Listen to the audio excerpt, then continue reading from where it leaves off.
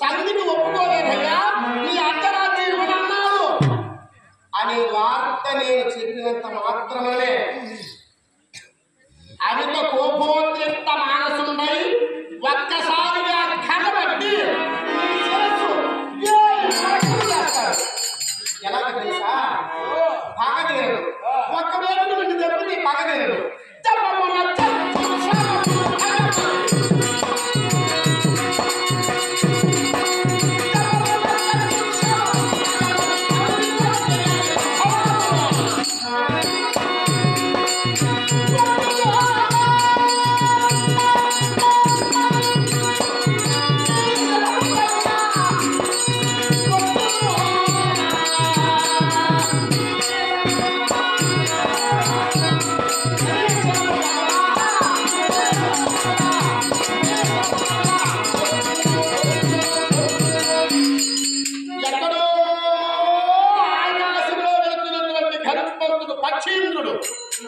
నేలమారేటటువంటి నాగుబాబును చూసి ఒక్కసారిగా తన వాడైనటువంటి గోడతో గుచ్చుకుని పట్టుకుని శిఖరాగ్రమును ఎత్తుకుని తన పగవీర కోపము చల్లారేంత వరకు ఆకలి తీరేంత వరకు కోళ్ళతో నోళ్ళతో పొడిచి పొడిచి పొడిచి పొడిచి పొడిచి ఏ విధంగానైతే చిత్రవత చేసి చంపి తన ఆకలి తీర్చుకుంటుందో అంత కసిగా అంత కోపంగా దేవసేన నేను చంపేస్తాను, జరగబోయేది ఇప్పుడు చెప్పేస్తాను.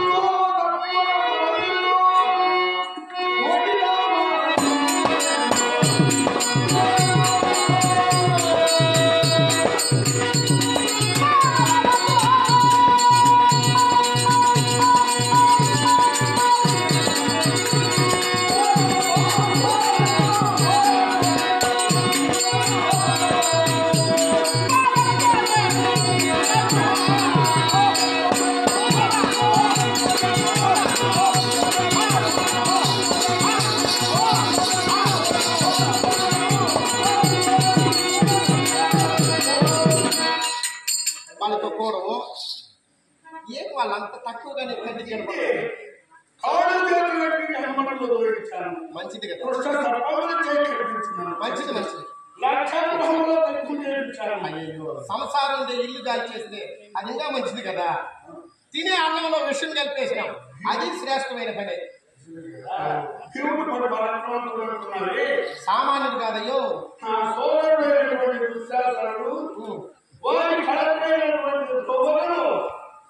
ఈ చిత్ర సభ మంటగాన్ని ఇంచుకొని వచ్చి వారి ఎదుట నిలబెట్టి కొట్టు కుటుంబాన్ని విడిపించినాడు. అవమానం. మరి ప్రపంచంలో చేయకూడదు 5 పనులు. నలుగురు నడిచే దోవలో కళ్ళేయకూడదు అంటారు. తినేటటువంటి అన్నంలో విషం కలపకూడదు. నలుగురు నడిచే దోవలు అడ్డంగా నువ్వు విషంతో నింపినటువంటి ముళ్ళు నాటించావు. తినేటటువంటి అన్నంలో విషం కలిపావు. కాపురు ఉండేటటువంటి ఇల్లుని దాల్చేశావు. ఆడది ఆది శక్తి, ఆమె నలుగురిలో తెప్పించి అవమానించావు.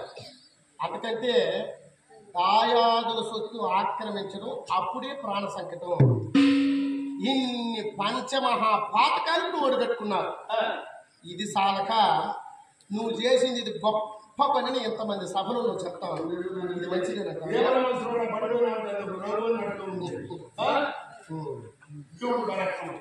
చూడు అట్లా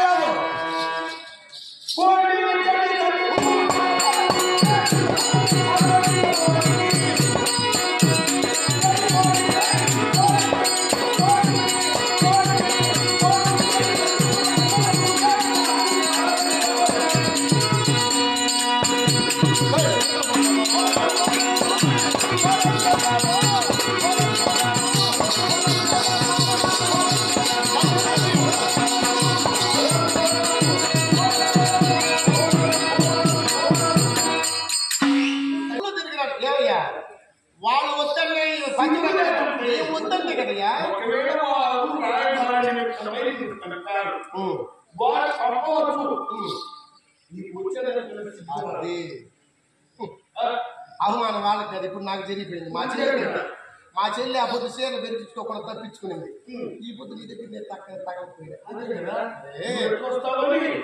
కట్టుకున్న పెళ్ళాన్ని 13 సంవత్సరాల అరణ్యంలో తిరిగి ఆకులు మొదలు తిరిగినటువంటి పండుగోతుల్లాగా తిరిగినారంటారు. ఆ రోజు నా చెల్లెలు సుభద్ర, అర్జునుడు భార్యలు 6 మంది, ద్రౌపది, పంచ పాండవులు, వారి నిజ భార్యలు అందరూ బయలుదేరేశారు అరణ్యాలు. సుభద్ర, జోదువులు ఓడిపోయింది పాండవులే. నీకు ఈ కట్టుబాటు నీకు అవసరం లేదు తల్లి, నువ్వు నాతో వచ్చే అని నా చెల్లెలైనటువంటి సుభద్రను నేను తోడుకుని వెళ్ళిపోయాను. పాండవులకు 5 మందికి 5 నిజ భార్యలు ఉన్నారు. వారి అమ్మగారి ఇంట్లో వాళ్ళు తోడుకుని వెళ్ళిపోయారు. మిగిలినటువంటి బ్రాహ్మణ సైన్యం వచ్చారు. బ్రాహ్మణ సైన్యాన్ని వద్దనిచ్చారు.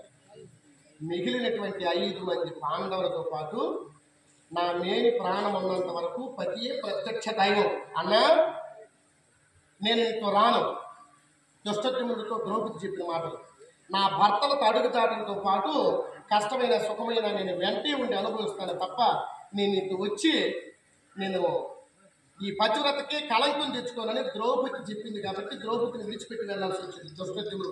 నేను అనుకోలేదా, వద్దమ్మా వాళ్ళు ఏడాది అవస్థపడతారో లేకుండా అతని పతివ్రత, అగ్ని సంభూత పతివ్రత, అయోనిజ, మహాసాధ్వి. చూడు గొప్పగా పచ్చి సంపేస్తాం, చక్రవర్తి చేసేస్తాను. అసలు పోనీ ఎందుకు పోదు కదా,